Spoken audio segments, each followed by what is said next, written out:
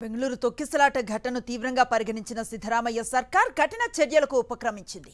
ఇప్పటికే Bengaluru police commissioner సహా పలువురు ఉన్నతాధికారులపై వేటు వేసిన ప్రభుత్వం తాజాగా ఇంటెలిజెన్స్ చీఫ్ను బదిలీ చేసింది. ఏడీజీపీ హేమంత్ నింబాల్కర్ను ఎలాంటి పోస్టు లేకుండా ట్రాన్స్ఫర్ చేసింది. 1998 ఐపీఎస్ బ్యాచ్కు చెందిన నింబాల్కర్ గతేడాదే ఇంటెలిజెన్స్ ఏడీజీపీగా జాయిన్ అయ్యారు.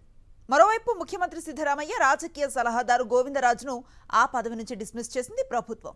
ఆయన రాష్ట్ర ఒలింపిక్ అసోసియేషన్కు అధ్యక్షత వహిస్తున్నారు.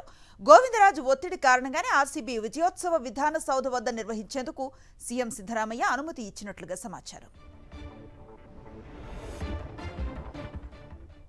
బెంగళూరు తొక్కిసలాట ఘటనను తీవ్రంగా పరిగణించిన సిద్ధరామయ్య సర్కార్ కఠిన చర్యలకు ఉపక్రమించింది.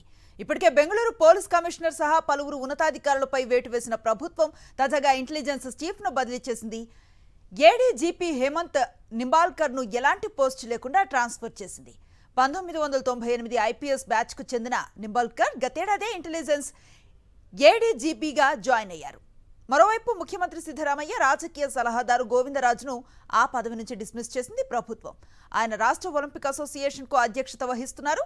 గోవిందరాజు ఒత్తిడి కారణంగానే ఆర్సీబీ విజయోత్సవ విధాన సౌధ వద్ద నిర్వహించేందుకు సీఎం సిద్ధరామయ్య అనుమతి ఇచ్చినట్లుగా సమాచారం.